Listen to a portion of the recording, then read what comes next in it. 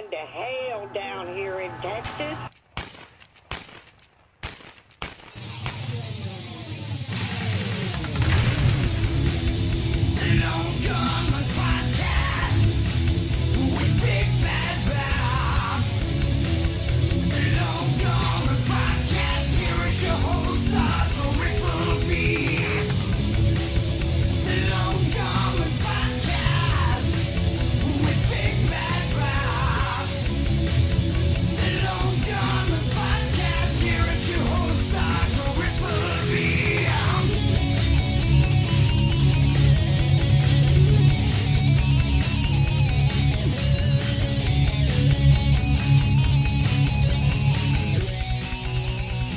What's up, everybody? That's right. It's me. It's the Triple B, Big Bad Bob, otherwise known as Rob Clark, here with you today. And I've got another fantastic show for you. This is episode 241 of the Lone Gunman Podcast. And returning to the show, a fan favorite, my buddy Gil Jesus will be back on the show. But before we hear from Gil, let's hear from our delicious sponsor, Silk City Hot Sauce. Big Bad Bob here with you for Silk City Hot Sauces. Why Silk City? Because this hot sauce comes to you directly from Paterson, New Jersey, also known as Silk City. These hot sauces are 100% natural, gluten-free, vegan, contain no chemicals, fillers, dyes, or junk. Everything is packed into recyclable glass containers because glass doesn't leach weird flavors into the product. All other hot sauces are sourced in small batches from locally bought fresh peppers. It's all about the pepper, people. I'm telling you. Your boy, Big Bad Bob, loves his food like he loves his women. Hot and spicy, but not so hot you can't eat them. So, if you love yourself some sauce and you're tired of trying to transform your bland meat into something edible, with the tip of a jar, you will transform your life forever.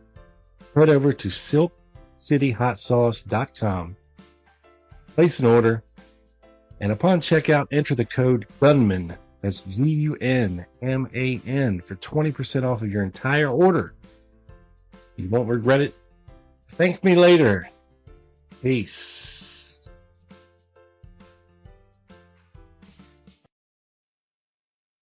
And we're back. Please join me in welcoming back to the show Mr. Gil Jesus. What's up, Gil? How's it going, buddy? Good. How you doing? Thanks for having me. Doing fantastic. Yeah. Good to have you back. I got a lot of good response from the last time you were on the show. People love you. So I wanted to have you back on. I saw your post in the Ed forum, concerning no evidence. Mm-hmm. And I thought it would be a good thing to talk about. I thought it would make a really good show to go over some of this stuff. Sure. And of course, me and you, we kind of believe that there was a conspiracy involved in all of this at some point. And these lone nutters, they like to argue when it comes to some of the evidence and some of the points that they like to cherry pick to throw at you. And I thought your list here was a very, very good one because it's hard to argue with a lot of this stuff. Mm-hmm. So what spurred you to kind of make this list and kind of go through a lot of these points?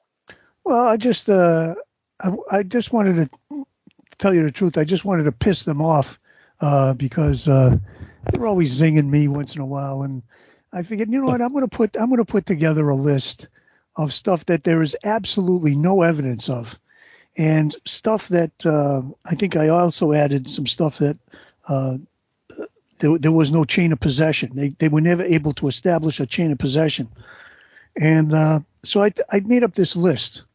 And let me go through a few of the things, and if you can stop me at any time And I just want to give out this list and what it was.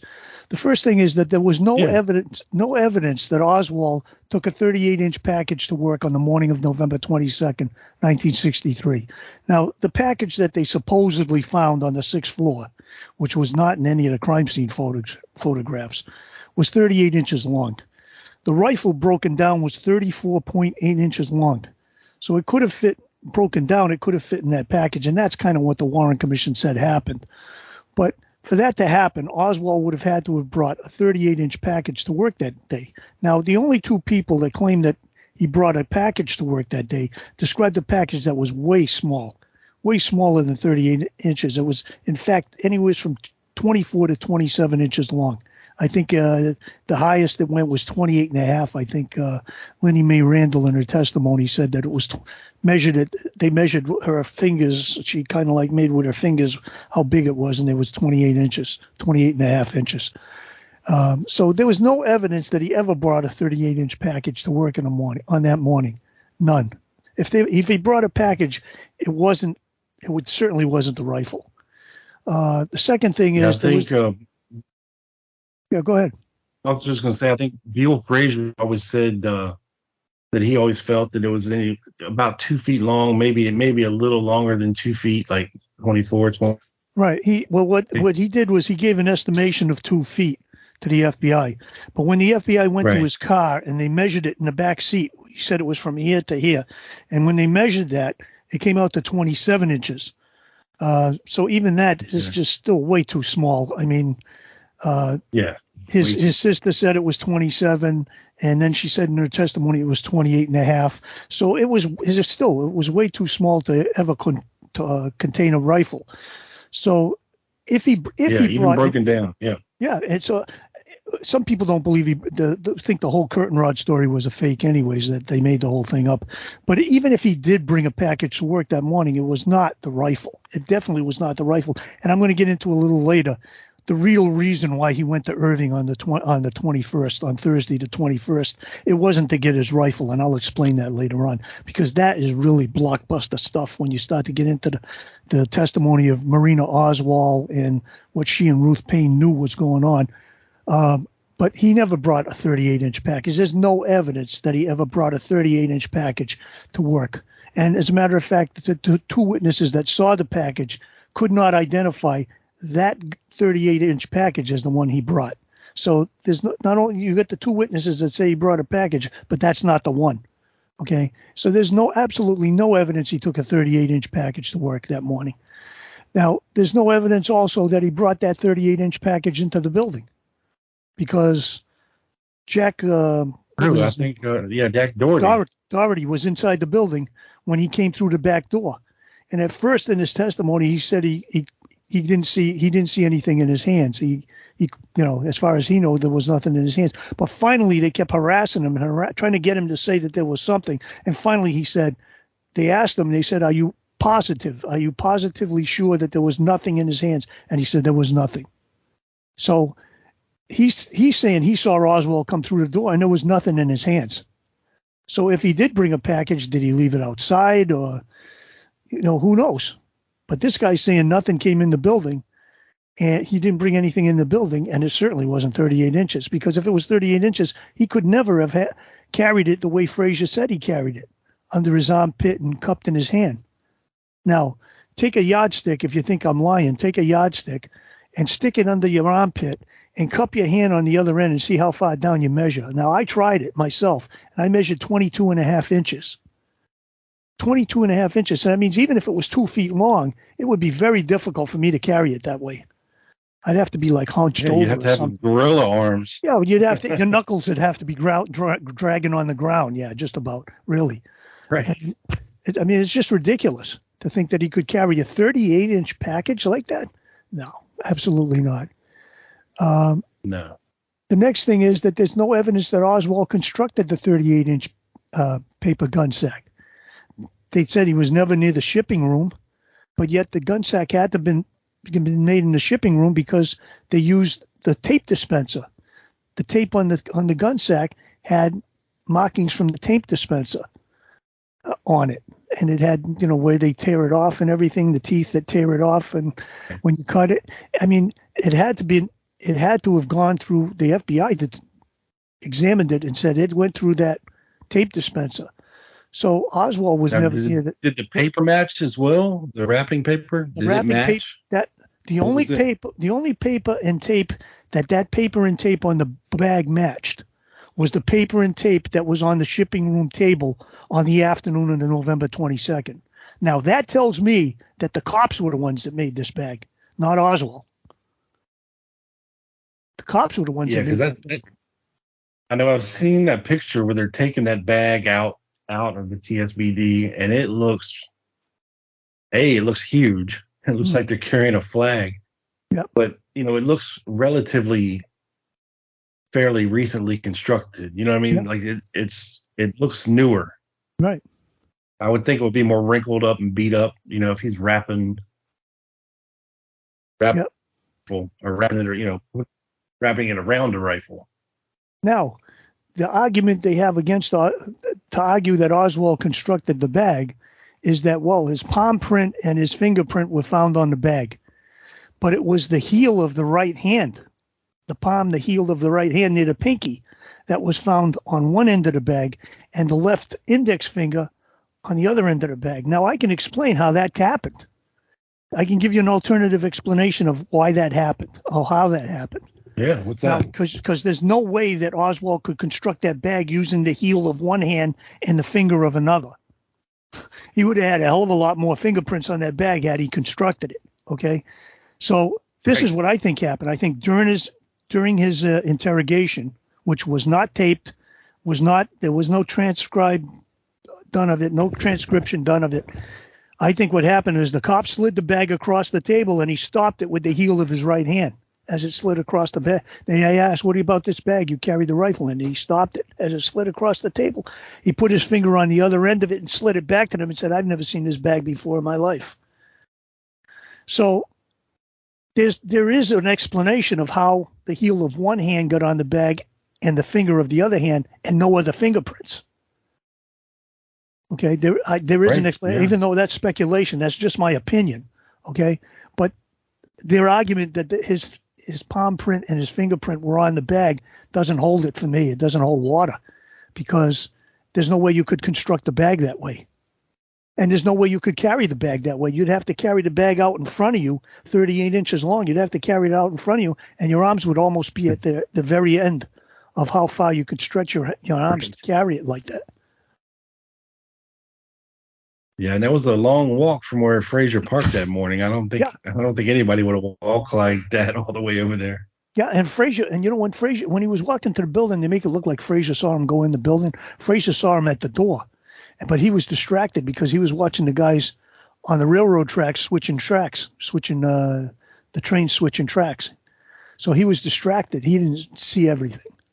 If you look at his testimony, that's if we can believe Frazier on a lot of this stuff, because a lot of his coworkers said that he parked that morning over there and Oswald wasn't in the car. That whole, hey, where's your rider thing? And Frazier said, I dropped him off at the building. Because apparently Edward Shields was out there. I think it was, I can't remember if it was Junior Darman or Charles Gibbons that yelled at him. A lot of and they both said that Oswald wasn't in the car that morning with Frazier when he parked. A lot of what Frazier says you got to take with a grain of salt because he was under duress. He had an English made, an Enfield 303 that they had taken. They had tried to get Frazier, according to his testimony, they tried to get him to admit that he was involved in the conspiracy to kill the president. Right. And I mean, here's a guy that all he did was give Oswald a right to work. And they're trying to get him they put a confession in front of him and he read it and he said, I'm not signing this. And Fritz was pissed. And it was just him and Fritz in the room. And according to him, I don't know if this is true, but he told Fritz, Fritz brought his hand back like he was going to hit him. And he said, you hit me and we're going to have, I know there's cops outside that door, but we're going to have one hell of a fight before they get in here. In other words, I'm going to hit you back. Frazier's 19 years old. And another thing I'm going to explain later is he was kind of a nosy kid. He had to know everything. You know what I mean? He wanted to know why Oswald was going home on Thursday. He wanted to know why Oswald wasn't riding with him on the weekend before on a Friday. And Frazier was very nosy. He had to know everything. So I'll get into that later, because when I get into the real reason why he went to Irving, I'm going to try to explain all of that. Yeah. But anyways, the next thing that there was no evidence of I have on my list is that the gun sack ever contained a rifle. When the FBI examined the gun sack on the inside, they looked at the inside of it. It never had any scratches or any markings on it at all from a rifle. And what was his name? John Cadigan, I think it was, that said that he examined the bag, and the bag he said there were no markings from this rifle or any other rifle on here. So again, I'm saying there's a reason for that. The reason is that the cops made the bag on the afternoon of the assassination, and that's why there's no markings from any rifle in it, because it never had a rifle in it. Now, yeah, you would think it would have, like, oil rub marks on the inside of the bag as well. Yeah, and the bag was two inches too short to carry the rifle. See, let me tell you what I think happened. I think they made the rifle. I mean, they made the bag for the 36-inch rifle. They thought they had a 36-inch rifle, but they didn't. They had a 40-inch rifle. They never measured it. They never used the rifle to measure the tape when they made the paper when they made the bag. Right, because Oswald ordered a 36-inch rifle, but they sent him the 40-inch, right? Yeah, well, this is what everybody thinks, but I don't believe that the rifle was ordered in March. I don't believe the rifle was ordered until August or September. And that all of that March paperwork from Klein's and everything, that's bullshit. I don't know if I can say that, but that's what you can say that. That I think that's all faked. I think that was all made after the fact. I think that because the only place that Oswald could receive a rifle under the alias of A. Hidell was in New Orleans. That was the only post office box application that had the name A. Hidell on it. That's the only place A. Hidell could have ever received a rifle. So that means that rifle was ordered sometime between the time that post office box was opened, June 11th, and September 26th when he finally closed it. Sometime in that period, and I'm thinking August, September, because I'm thinking they came across these conspirators. This began in New Orleans, and it spread to Dallas. They were all connected.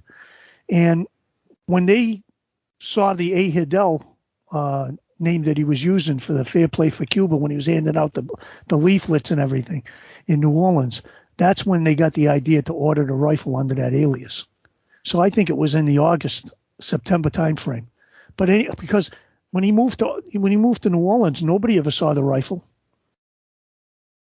He was his landlady in New Orleans never saw the rifle. Her husband never saw the rifle. They watched him unload the car, Ruth Payne's car. When the car went back in September to Ruth Payne's house, Michael Payne unloaded the car. He never said anything about any rifle, seeing any rifle or any package. Ruth Payne was asked, have you ever seen a rifle or any package that length? She said no. She didn't even know you had a rifle. Right. So I think that this rifle was ordered, and this would be interesting to do research on. I think the rifle was ordered for box 2915 in Dallas. There's no doubt in my mind but when it got to Dallas, they held it. They held the rifle. But I don't think it was ordered in March. I think it was ordered in August, September. And don't forget that this information was going through New Orleans, and Dallas were sharing information on Oswald. They were sharing information on Oswald, especially through the post office box. They were trying to keep track of him. The FBI was trying to keep track of him through the U.S. Postal Service. See, that's what they were trying to do. And that's why I'm going ahead of myself. I'll explain that later. Okay, so there's no evidence that the gun sack ever contained a rifle. No evidence that Oswald knew in advance that the motorcade would pass in front of his place of work. He asked James Jarman, what are all those people lining up out there for? About 9:30, 10 o'clock in the morning of the morning of the assassination. What are all those people doing out there? He says, oh, the president's coming by. He says, which way do you think he's going to be coming? And Jarman says, well, he's probably going to come down. He's looking at the way people are lining up on the side of the street. He's probably going to come down Main Street, then down Houston, and down Elm. Oswald says, oh, that's it, huh? Okay. Well, and that was it. So how the hell does he go and get a rifle on Thursday when he doesn't even know the president's coming through in front of his building till Friday morning after he's at work? It's ridiculous. This whole story is ridiculous. So there's no evidence that he ever knew in advance that they assumed that he did. They assumed that he got the motorcade route out of the newspaper, but there's no evidence of that.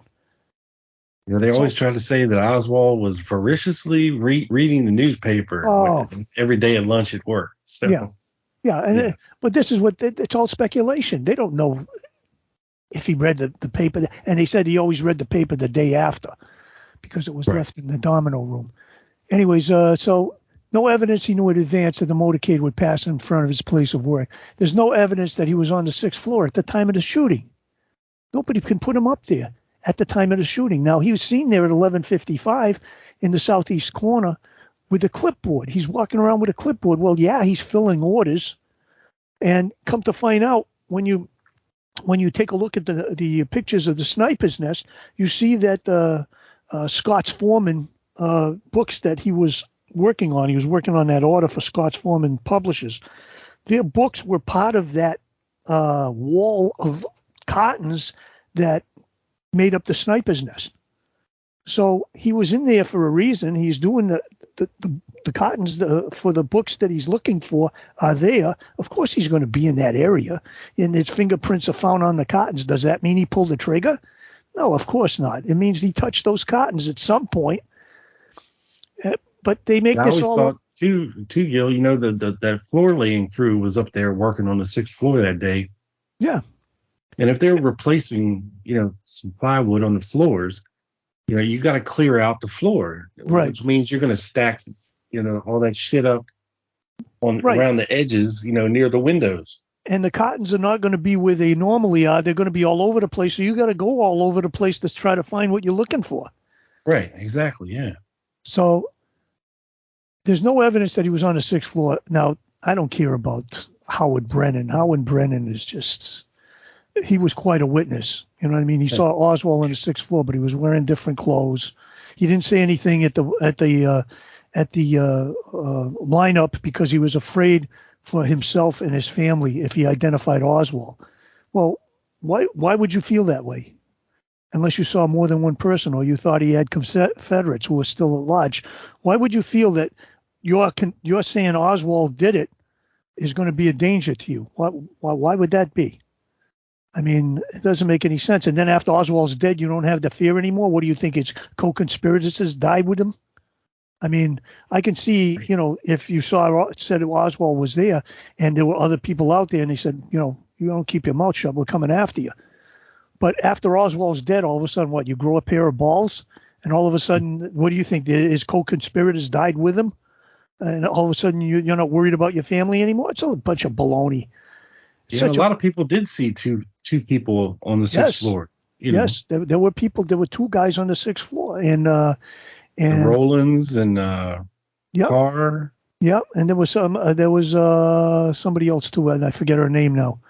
I'd have to look it up. But they saw 2 people up there, and they described them, and they described their clothing, and they thought they were security people. They didn't say anything to anybody because they thought they were Secret Service or security people that were, watching the buildings and watching the crowds. And little did they know. Yeah. So anyways, there's no evidence that Oswald ever picked up the rifle at the Dallas post office. Now, circular reasoning says, well, gee, the rifle was his. He had to pick it up. But there's no evidence of that. Who in the Dallas post office gave him the rifle? They never ever showed that. They never proven that. There's no evidence that he ever picked it up. How do you know somebody else didn't pick it up and give it to him or pick it up and use it for themselves? How do you know that it was even in there? There's no receipt. They never produced any receipt. Like they're supposed to put a note in the box for Oswald to let him know that, hey, you got a package that can't fit in the box.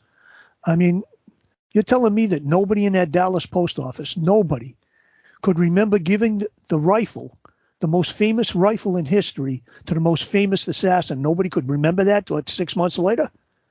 Right. Come on. Makes no sense at all. No, it doesn't. And so there's no evidence that he ever picked up the rifle at the post office. And the same thing with the handgun. There's no evidence that he ever picked up the handgun at the REA Express office. The same thing. Now, with the documentation with the handgun, what I find interesting is that there's no charges for shipping on any of these documents. I find that interesting. A charge of $1.27, but there's no evidence of any charge for shipping. What, did they ship the handgun for free? I doubt it. There should have been something there. The handgun the price of it was $29.95. He gave it $10. $10. He sent them cash. To me, it's kind of strange that he made a money order out for the rifle, but sent cash for the handgun. But anyways, different MO. But okay, so let's say he did send it. That means he left a remainder of $19.95, and with the 127 COD charge, that came out to like $21.22. But none of the documentation shows anything about shipping charges, and the shipping charges were collect, which means the ordering the item was the one that was supposed to pay for the shipping charges. So how come? Would they ship it for free? Well, they can't do that. So there's no evidence that he ever picked up the handgun, and there's no evidence that he ever was charged for shipping. So I don't get this. It's just that it makes me laugh in a way. No evidence. Maybe he complained a little bit, and they waived the fee. Who knows? Yeah, maybe he knew somebody. Right. He knew somebody, and they said, hey, I'll deliver it for free. Right. No evidence that Oswald pulled the trigger and the handgun misfired in the Texas theater. When the FBI examined the gun, they fired that handgun over 200 times and never misfired. And they took a look at the so-called shell that was a cartridge that was in the gun that it misfired on, and they found that it was not made by the primer of the handgun. Now, so that means that mark on that shell was man-made to create this image of Oswald being a lone, crazed cop killer who was going to shoot another cop in the Texas theater. And the FBI said that this mark was not made by the firing pin of the handgun. It was off center for one thing. It couldn't have been. It couldn't have been made by that firing pin, because the firing pin would have hit the primer, maybe not on center, but maybe a little bit off. But this mark was completely off. I mean, it was on the primer and off the primer. It was man-made. So the cops made the mark to create this image of Oswald trying to kill a cop in the theater. All of this stuff is just, there's no evidence of this. No evidence that the bullets that killed Officer Tippet came from the handgun in evidence. They could never identify the bullets. Now, their argument is, well, the shells found at the scene. And I laugh about this because the shells at the scene is you can't kill somebody with a shell. Okay. Now, the bullets are the thing. The bullets that came from Officer Tippet could not be matched to each other. And when they test fired that handgun, they couldn't be matched to the test bullets. Okay. So the bullets were different every time they fired this handgun. So they said that because of that, these bullets came from that handgun. It was likely that these bullets came from that handgun. I'm sitting there laughing because I'm reading this testimony and I'm laughing because if they were all the same, you could say they came from that handgun to the exclusion of all other weapons. But the fact that they're all different means that came from that handgun to the exclusion of all others. I mean, it's ridiculous.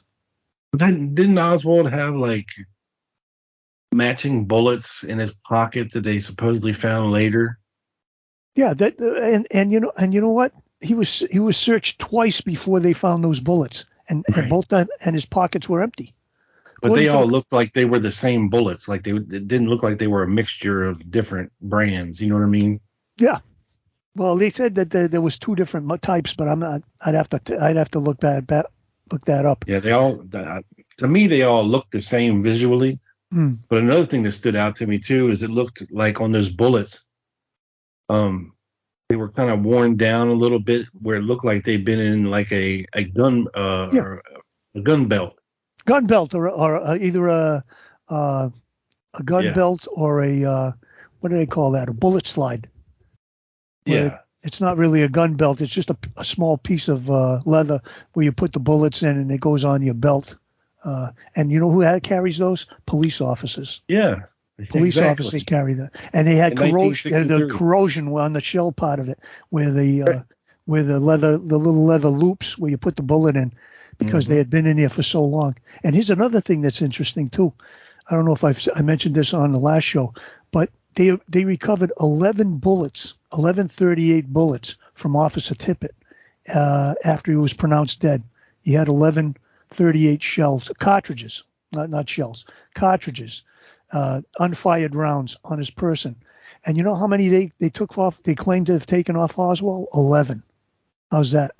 6 that were in the handgun that they claimed the handgun was loaded, and 5 more that they claimed they found in his pocket. Isn't that interesting that they took 38 cartridges from Officer Tippet after he was dead? They recovered, and they recovered his badge, they recovered his handgun. That the police took certain things, but they took 11 cartridges that were unfired from Officer Tippet, and they found the same amount of cartridges on Oswald or in his gun. Isn't that interesting?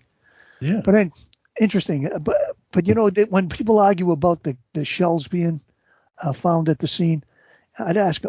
The first thing I ask them is the witnesses who found those shells, were they able to identify those shells as the shells they found?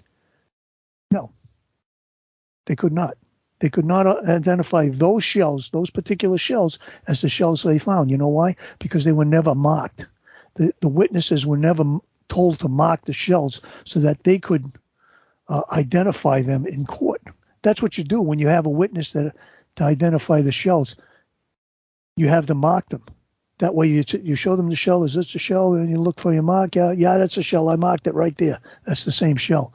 All right. Those witnesses were never required to mark the shells that they found them. Those shells, their chain of possession begins with the Dallas police.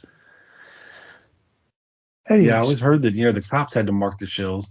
Yeah, but it would make sense that the witnesses should mark the shells. In some way. It depends on who finds it. If the cops find the evidence, then they should mark it.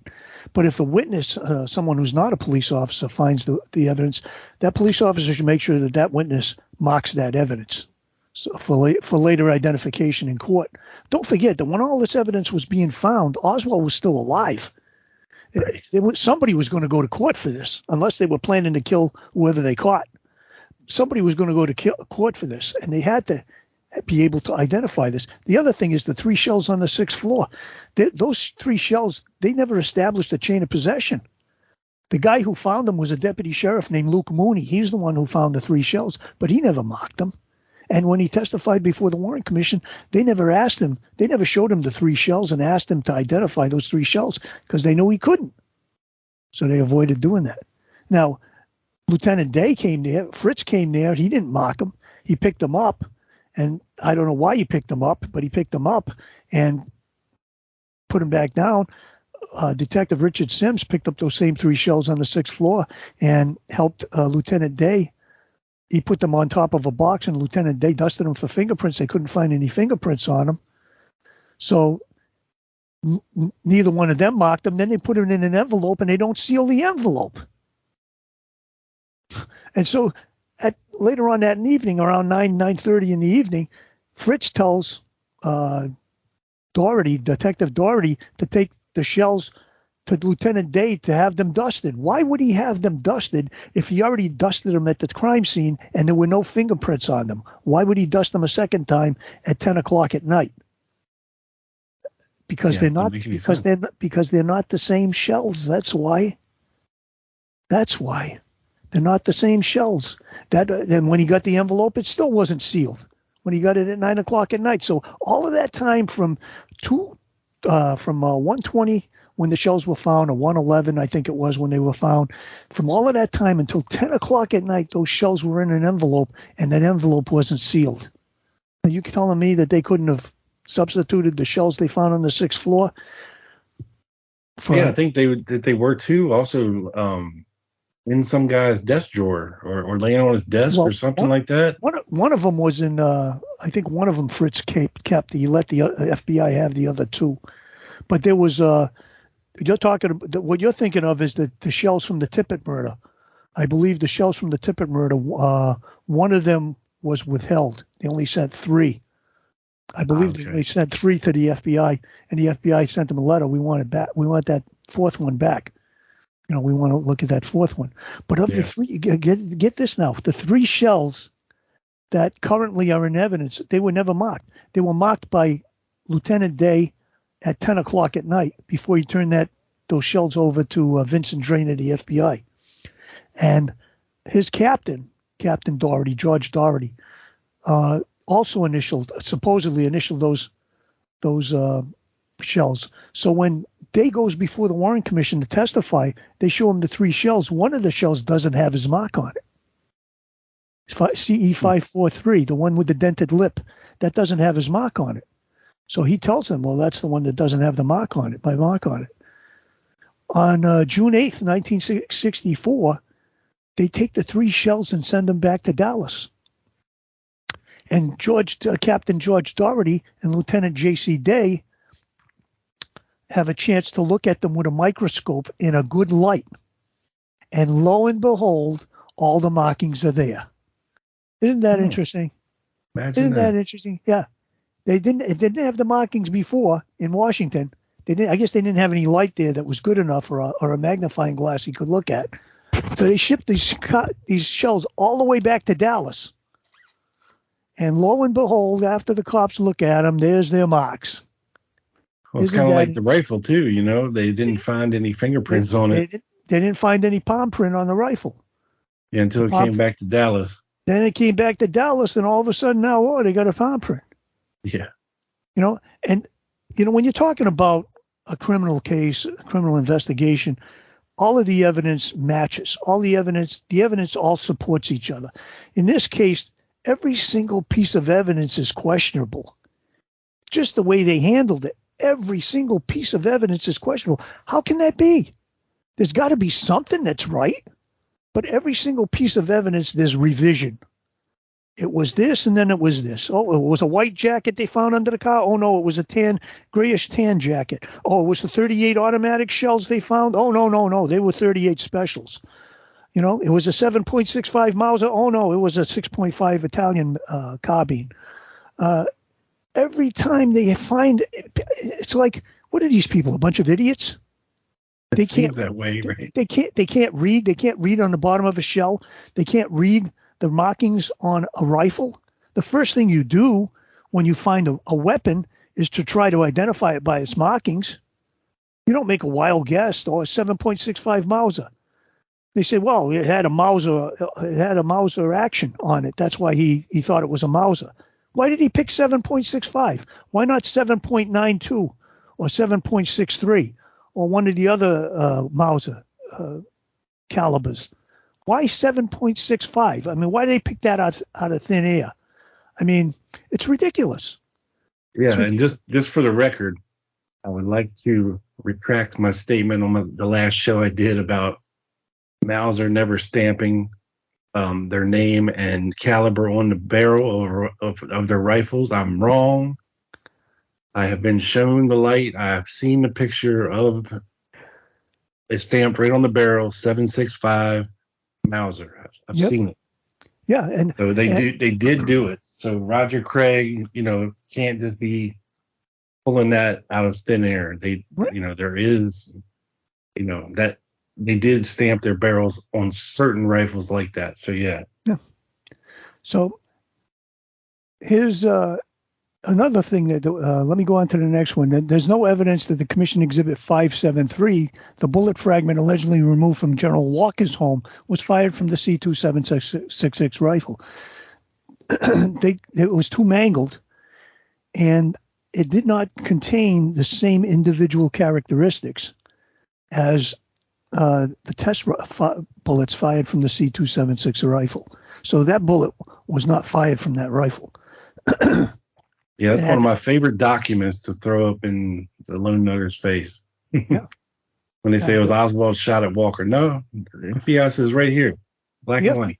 When the FBI, nothing matches. There was one witness, Walter Kirk Coleman, who was 14 years old, and the FBI,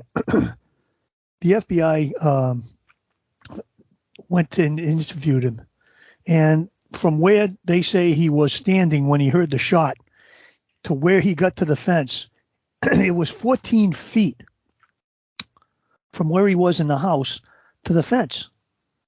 So they timed him to see, and they told him to move as fast as he did that night. They timed him 2 seconds. It took him to get to that fence. 2 seconds. Okay. Rob, there's no way in hell Oswald or anyone else could have taken that shot and been completely out of sight in just 2 seconds. There's no way. Right. Yeah. Not if they were firing right from right there. Yeah. Yeah. There's no way they could have been completely out of sight in 2 seconds. So that means that one of those two guys in that parking lot that he saw fired that shot. He was the guy with the 58 Chevy or the guy with the 49 or 50, whatever it was, a Ford. But one of those two guys fired that shot. Yeah, and even General Walker wrote a letter to, I think it was the church committee. It was the House Select Committee on Assassinations. He went freaking nuts with them. He wrote everybody. The bullets you have, is not the same one. That bullet is not the same bullet. That bullet's been substituted, he said. He said it just like that in the letter. He said it just like that. He even had his lawyer send the notes because he had never been shown the bullet. When he testified to the Warren Commission, they never showed him the bullet and asked him to identify it. Now, General Walker was a guy that, he was no slouch when it came to ammunition. He was a career military man and a decorated one at that. He knew his shit. You know what I mean? Yeah. So for him to say that's not the same bullet, and then you have the report saying that the bullet that was fired was a steel jacketed bullet, not a copper jacketed bullet. It was a steel jacketed bullet. So now you have Walker confirming that police report, and he goes nuts. He says that this is a farce. He still thought Oswald fired it, but he said that's not the bullet. That's not the bullet that they retrieved because I saw that bullet. That's not the same bullet. So I mean that whole thing. This is why I think they fudged the paperwork back to March for the sale of the rifle, was to try to prove that he fired at Walker. But the evidence is weak. The evidence is really weak, and especially when you have Walker's that Robert Surrey is a former aide saying that he saw suspicious people hanging around Walker's house just days before the shooting. So I mean, it's weak. It's weak that Oswald fired that shot. Yeah. Okay, no evidence that Oswald had any animosity towards the president, and no evidence that he ever planned the assassination in advance. You realize how much planning this would have taken for him to? He almost got away with it. If he had gotten on a bus or a taxi, he would have been home free. Yeah. I mean, it's ridiculous. You're going to tell me if he made it to an airplane, he would have been gone. Yeah. You're telling me the guy shot the cop and then turned around, takes off running with the gun still in his hand. He throws his jacket under not the gun. He throws the jacket under a car and keeps the gun. The only evidence that ties him to the shooting of the police officer. Right. And takes off and go down the busiest street, East Jefferson, was crawling with cops. And he goes down he could have jumped on a bus. There were 3 buses that went by there in that amount of time that he was out there. He could have jumped on a bus. He could have hailed a cab. He had $13.87 on his person. He could have used that as far as he could go, But nope, he's gonna act suspicious. He's gonna stick into a shoe store and then try to beat the Texas Theater out of a 90-cent ticket, even though he's got $13.87 in his pocket. I mean, it's ridiculous. The whole story's ridiculous. It's nothing but a fairy. Yeah, I never understood that either. You got Julia Postal, and everybody's seen pictures of the Texas Theater. There's a glass like booth that the ticket taker, sits in where you pay for a ticket to get into the theater. Yeah. And she's standing right there beside the door. But she doesn't see Oswald sneak in. I mean, come on. Yeah. And she even said that when Johnny Brewer got to her, he said, did you see that guy that was standing over there? And what guy? She says, what guy? He says, oh, he must have went by you. Yeah, she must have been standing there, Gil. She must have been standing there doing her nails, filing her nails or something, not paying attention, Well, if Brewer thinks that the guy went by her, why did he change his mind and think that she went in the theater? Right. I mean, I think he didn't see anybody. I think somebody else saw the person. I question whether or not that person, because there are people out there that are set off by sirens and stuff, and there were sirens all over the place. The cops were all over the place, and I just think that this person was reacting to the sirens. And once the sirens went by and they went away, he came back out from the lobby of the shoe store, and somebody thought that looked suspicious. But I think he bought the ticket, and I think that he went inside to watch the movie. Now, yeah, when Brewer went in there, he was told that the guy was wearing a brown shirt. He didn't see the guy, so when they turned the lights on, he saw Oswald with the brown shirt and assumed that Oswald was the guy. So he pointed Oswald out. Now the commission says that Brewer saw Oswald pull the handgun from his waistband.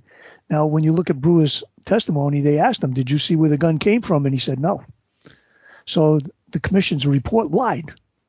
They said that Brewer, and they also lied about Doherty. When Doherty said he saw Oswald come through the back door of the warehouse and he didn't have anything in his hand, they lied. They said Doherty wasn't sure that he saw something.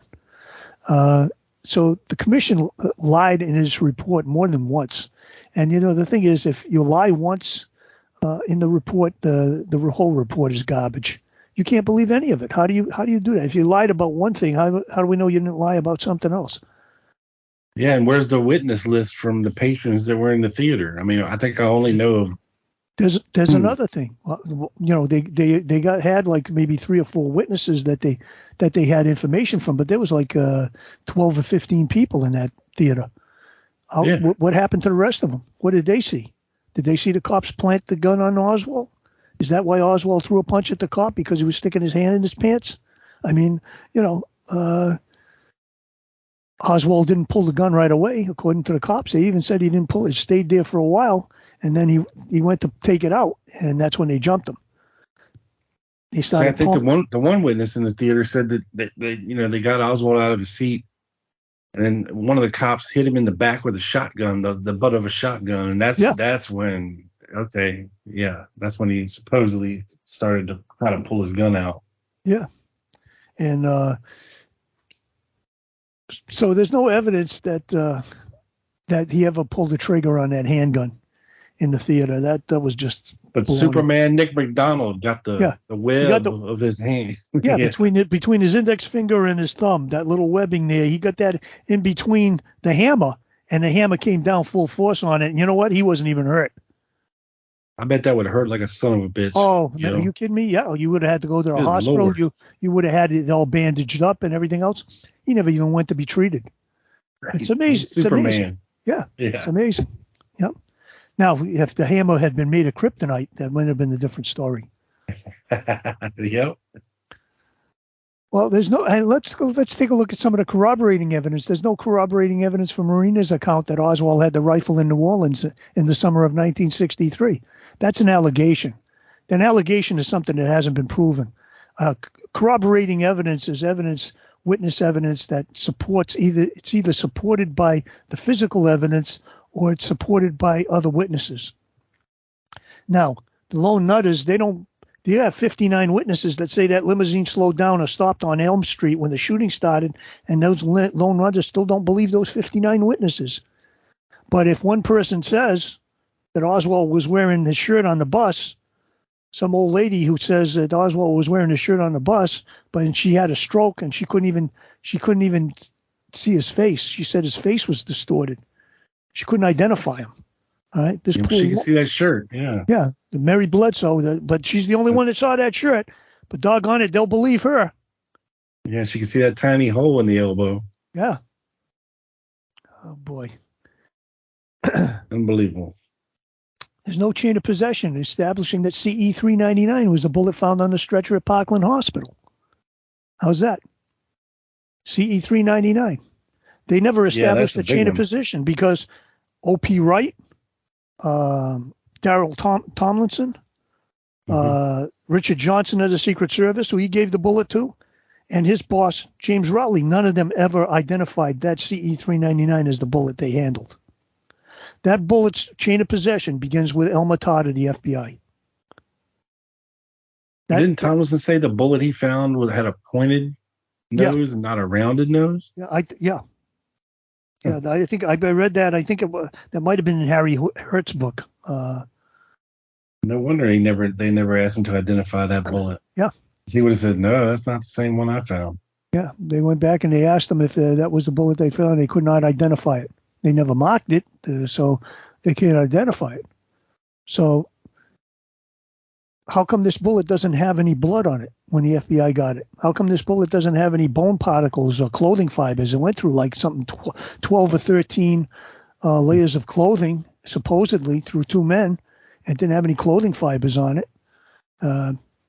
Maybe the clothing wiped all the blood and guts off. It could be. It could be. It could be. All the blood and guts took all the fibers off the bullet.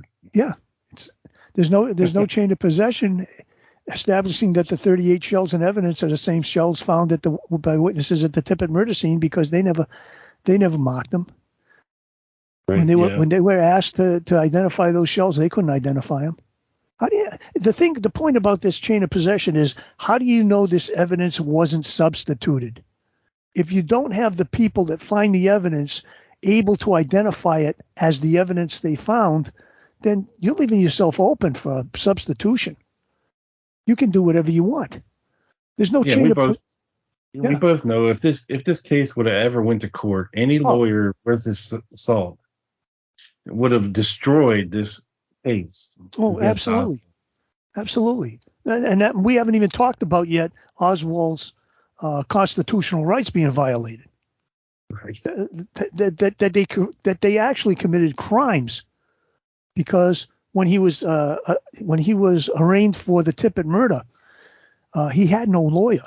He was, by Texas law, the judge was required to assign to him a lawyer, whether he wanted one or not.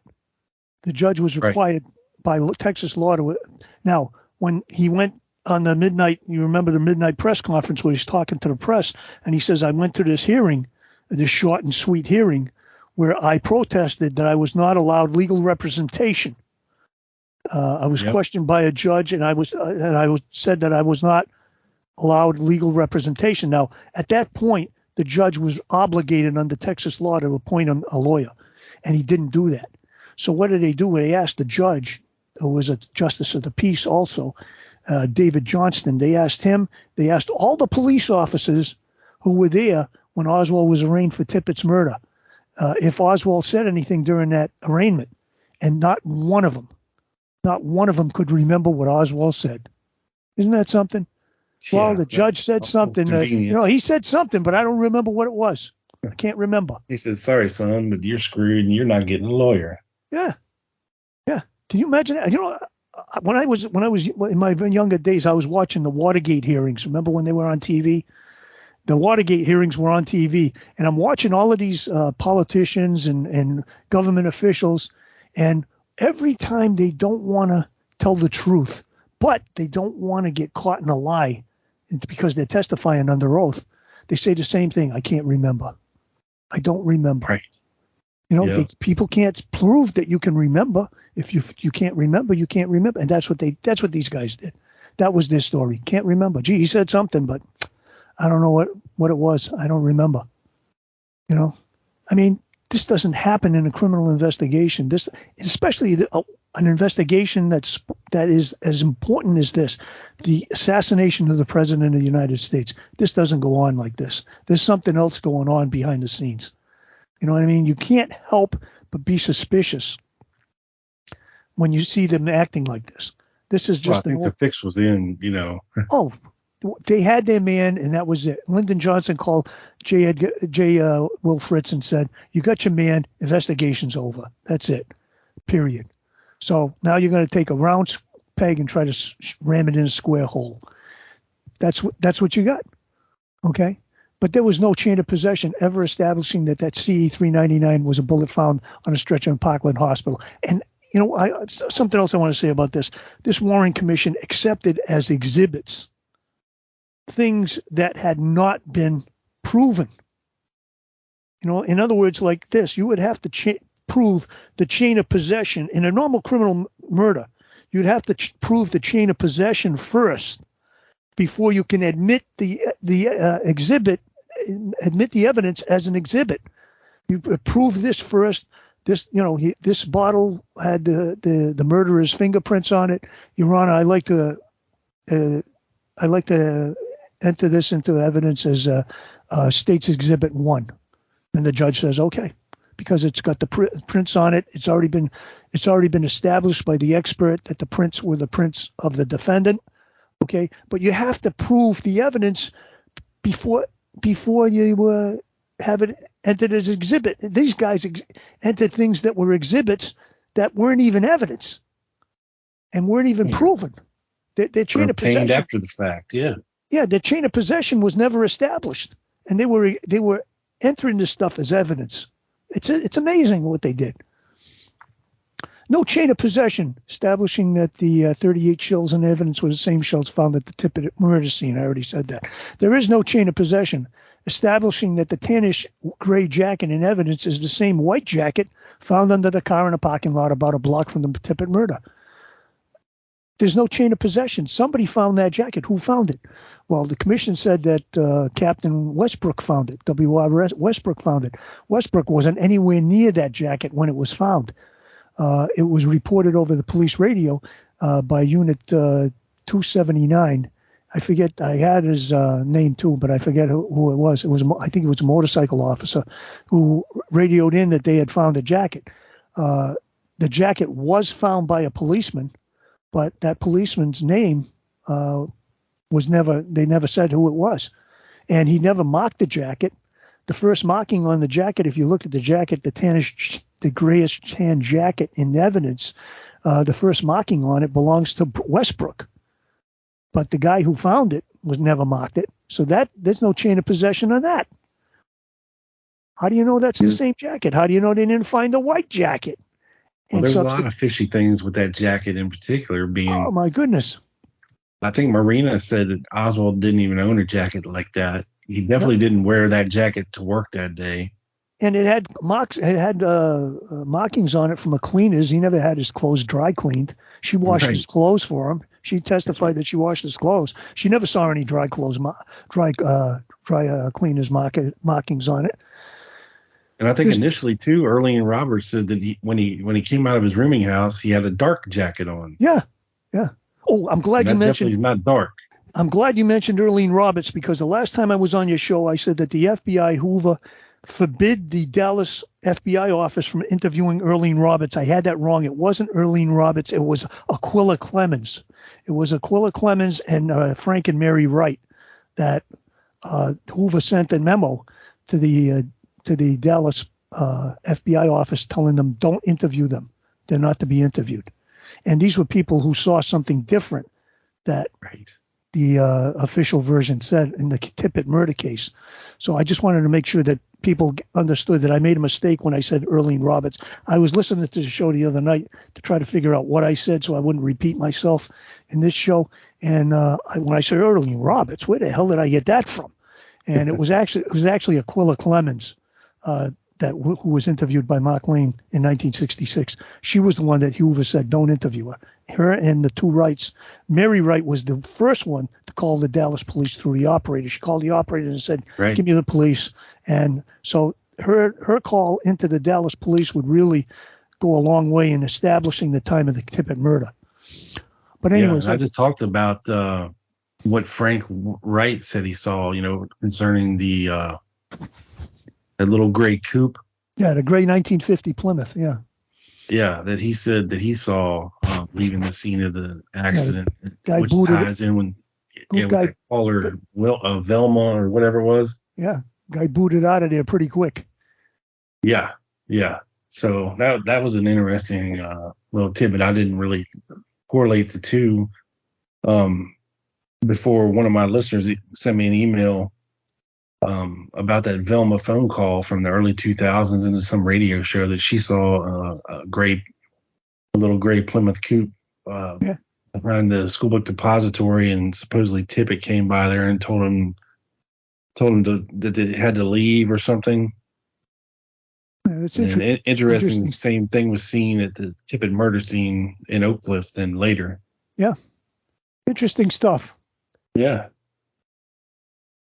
And here's another one. There was no chain of possession establishing that the CE-139 rifle was the same rifle found by Deputy Sheriff Eugene Boone on the 6th floor. Boone never identified that rifle. He said it was similar, but he never marked the rifle or anything. He should have been required to do that, but he didn't. Because that one said Mauser 7.65. Yeah, and they all said it. Boone said it. Whitesburg said it. Roger Craig said it. And Boone even said that Fritz said it. Fritz denied saying it, but he said that Fritz was the one that said it was a 7.65 Mauser. How can you do that when you got it right in your hands and you put what, you can't read? Yeah, one of those guys even owned like a sporting goods store at one time and sold rifles and knew a lot about Mausers and things like that. So Seymour Weitzman, yeah. Yeah. Well, if we got time, I'd like to get into real quick the real reason why Oswald went to Irving. Absolutely, on 11/21, and this is something that I put online, and the Warren Commission said that Oswald had gone to Irving to get his rifle the night before to kill the president. And there's no evidence that he ever had any animosity. Everybody who talked to Oswald said he had nothing but good things to say about Kennedy. So anyways, the weekend before, Oswald didn't go to Irving, November 15th to 17th. And during her testimony, Marina Oswald told the commission that on the weekend before the assassination, Oswald did not come on Saturday and Sunday because we had a quarrel. That incident with the fictitious name. Now, he had used a fictitious name to get his room at the rooming house on 1026 North Beckley. He had been trying to avoid the FBI. Now, this is really interesting because the FBI seems to be wanting to keep track of Oswald, but they don't really want to talk to him. They just want to know where he is. And I find this very interesting because if you got something to say about the guy, you go to where he works or you go to where he lives. Now, James Hosty had gone to the Payne residence and looking for Oswald. And they didn't know where he lived. He never told them where he lived, but he did give them the phone number. So she gave Hosty the phone number. Now, I'm sure Hosty knew where he lived just by tracing the phone number. All he had to do was go to the phone company and, crisscross search. Yeah, him being who he was, he could have got the information very easily where he was living. So anyways, he doesn't go there. He called her the following day. She told him not to come to that weekend, the 15th or 17th, because it was not convenient for Ruth Payne for the whole Oswald family to be there. Now, this is Marina's testimony, okay, Volume 1. Ruth Payne had a problem with Oswald coming there every weekend. That's the whole thing. And Ruth Payne, I think there's something else going on there between Ruth Payne and Marina. And the reason why I say that is because Marina is living there to teach Ruth Payne Russian. Well, you can take Russian lessons. You don't have to have somebody living with you 24/7. Okay, right. There's something else. She hates Oswald, but she loves Marina. And it's just in the back of my head. There's something going on there. It's just, anyways, that's my own opinion. Ruth Payne told the Warren Commission, and this is her testimony, Volume 3.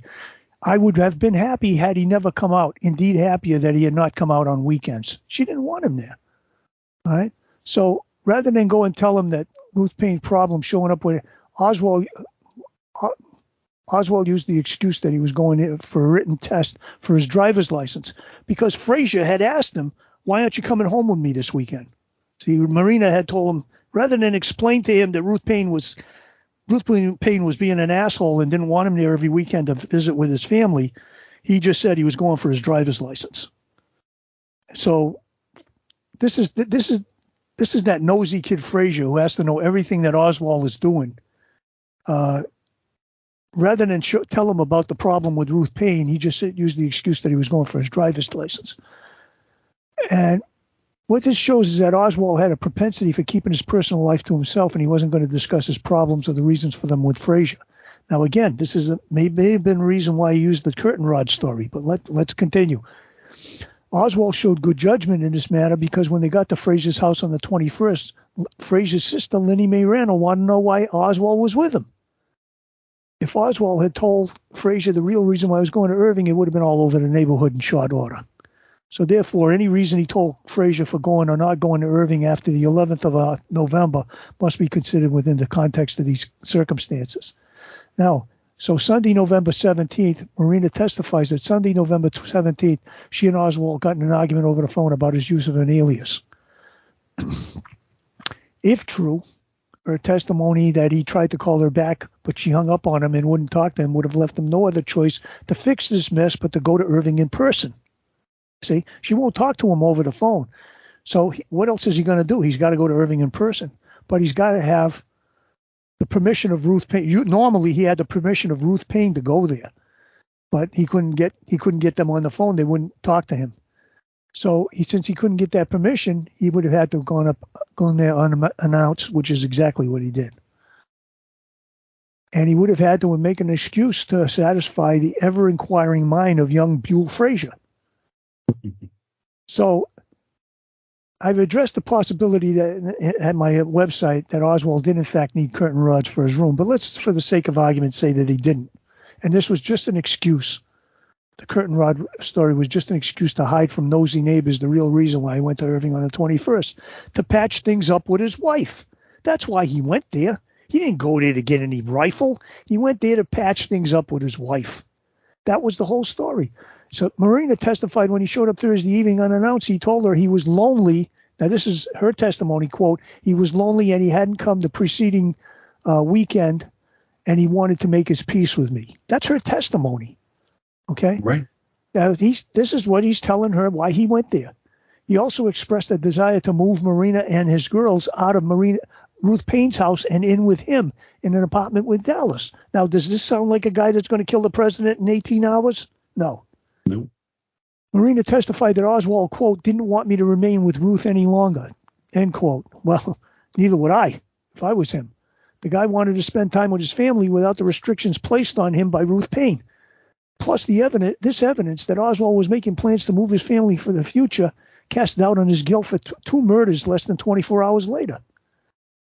If the curtain rod story was just that, a story to satisfy the nosy neighbors, Oswald was playing it to the hilt, for on the morning of November 22nd, he showed up for his ride to work carrying what witnesses described as a package that was between 27 and 28 and a half inches long. The only two witnesses that saw the package, Frazier and his sister, their estimations of the length of the package were so precise that they can't be considered as being in error. They were consistently at that between 2 feet and 28 and a half inches, consistently.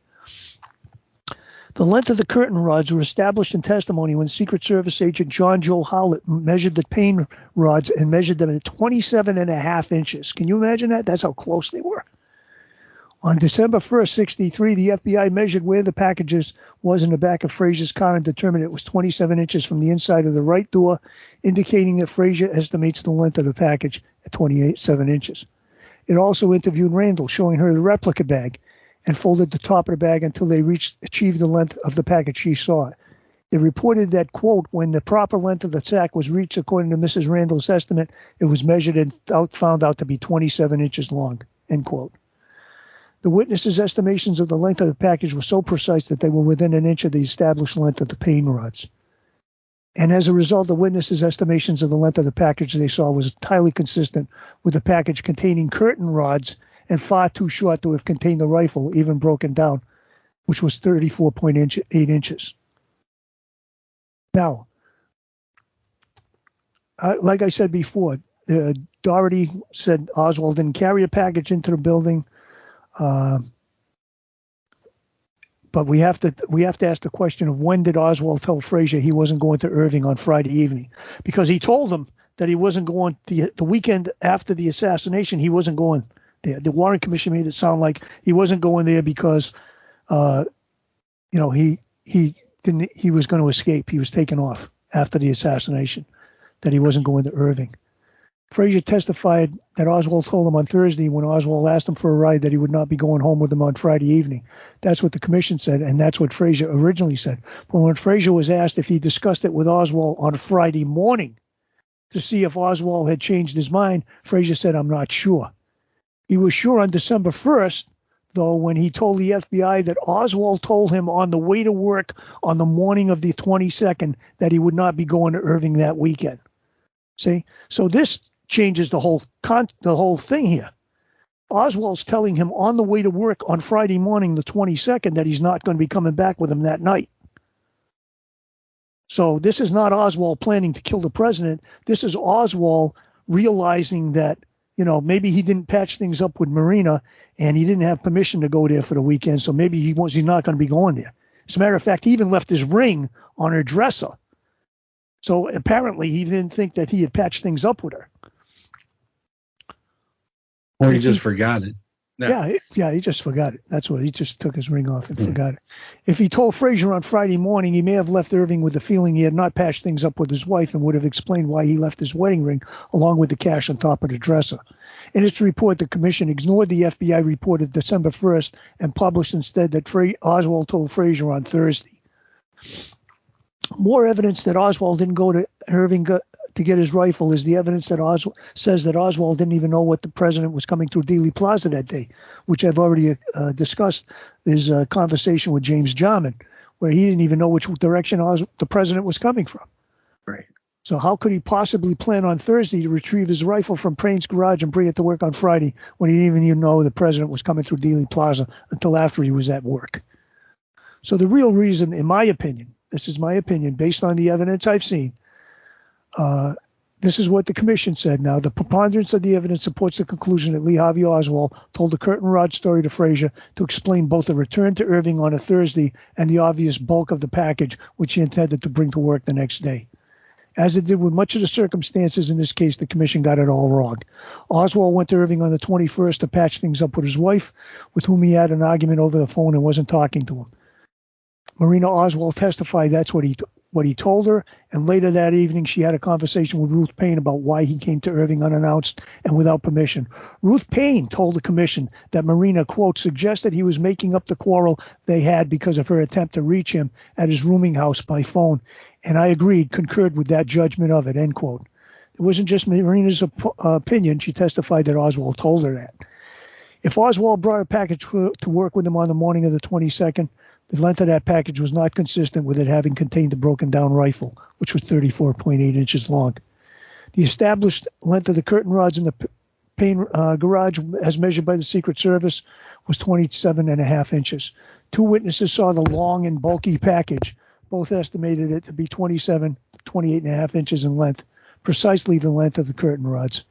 Another witness, Jack Doherty, saw Oswald enter the building and testified that, quote, he would say positively that he had nothing in his hands, end quote. Oswald didn't go to Irving on 11/21 to retrieve his rifle. The evidence indicates that Oswald went to Irving on the 21st to make up with his wife after a quarrel over the phone caused her to stop talking to him. It also indicates that if he brought a package to work that morning, it wasn't a rifle. And finally, the evidence indicates that he never brought a package into the building that morning. And all of the Warren Commission's circular reasoning isn't going to change that. And that's pretty much it. That's pretty much what I had to say about him going to Irving on the Thursday the 21st. I had a question for you. Sure. I remember hearing something And I can't remember if it was the weekend of the assassination or if it was an earlier one. But I think there was some kind of a story that Ruth Payne said that she didn't want Oswald out there because it was her son's birthday party that weekend and she didn't want him there for it. Yeah, it was the weekend before. Oh, that was the weekend before the assassination. No, it was the weekend. I think it was a couple of weekends before that. Oh, okay. He went. She didn't want him there, but he went there anyways. Okay. He went because she didn't want him there because he didn't get along with her husband. Who, Oswald, Michael? Yeah, Oswald didn't get along with Michael Payne. That was the weren't testimony. they all buddy and going out to these rallies together? I don't think they were as close as people would think. I think later on he got a little estranged from him. Yes. But he did say one thing. Michael Payne did say is that he didn't believe Oswald was the killer. He didn't believe that anybody who believed who was a Castro supporter would kill the president. Anybody who believed that was a friend of Cuba would do that. When you think about it, it makes more sense for Oswald to go after somebody like Walker, who was a right winger, than to go after Kennedy, who was not, who was trying to make peace with the Russians and make peace with Castro. All of this stuff was going on behind the scenes. Why on earth would Oswald or anybody else want to kill a president that had just given a peace speech in June 10th and just that summer, saying that we need to look at our own attitudes towards the Russians. The Russians aren't always the problem; we're the problem too, and we need to take a look at our own attitudes towards the Russians. It was a guy who wanted to live in a competitive atmosphere, a peaceful, competitive atmosphere with the Russians. A race to the moon and stuff like that. This was not what had been American foreign policy since the end of World War II. George Kennan's 1947 State Department letter on containment. The American foreign policy had always been to contain the communists and not let them get any new territory. And this was Kennedy saying, I don't care if they're communists. If the people vote them communists in, as long as the people can vote the communists out, I don't care who's communist and who isn't. Right. And this was not acceptable. Yeah, I know one thing you mentioned earlier about Marina and the FBI and Ruth Payne. It was always stood out to me that, I think probably the CIA and definitely the FBI were worried more about the Russian spouse that came back to America with their defector than they were the actual defector, because, the chances of them being a spy are much greater than the defector being a double agent. You know what I mean? Yep. And it makes sense that they would want somebody close to Marina, real close, to monitor her and try to see if maybe she's some kind of sleeper agent or if she has other motives or whatever. I think Ruth Payne was CIA. Her sister definitely was. Her sister was involved in working for the CIA, but I think she was too. Yeah, and I think Hosty was sniffing up the same flagpole there, trying to keeping more of an eye on Marina than really Oswald.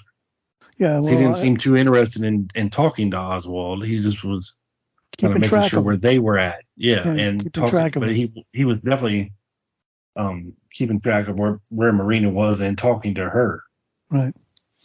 Specifically, which I guess Oswald didn't take too kindly to, but I get it. If FBI keeps, sniffing around and trying to talk to your wife and they're, somebody seems to be poisoning the air between you and your wife, and you can't ever get a foothold. Yeah. The thing with the FBI was that they would go to his place of work and tell them that he was a communist, and he'd get fired. He couldn't hold a job.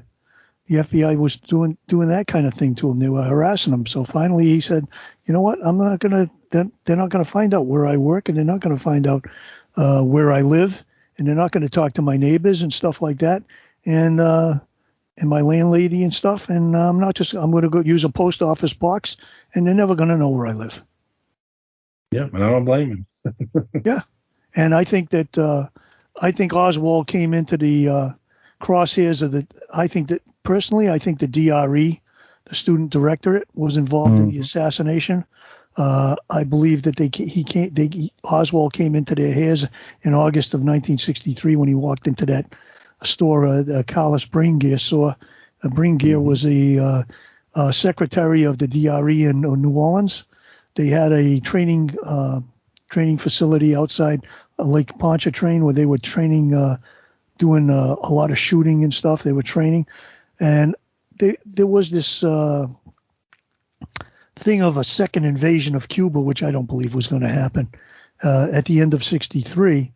That the Kennedys were supposed to be invading Cuba at the end of '63, which I think it's kind of funny. I laugh at it because JFK had made a promise to the Russians that they would not invade Cuba and they would not support anybody who tried to.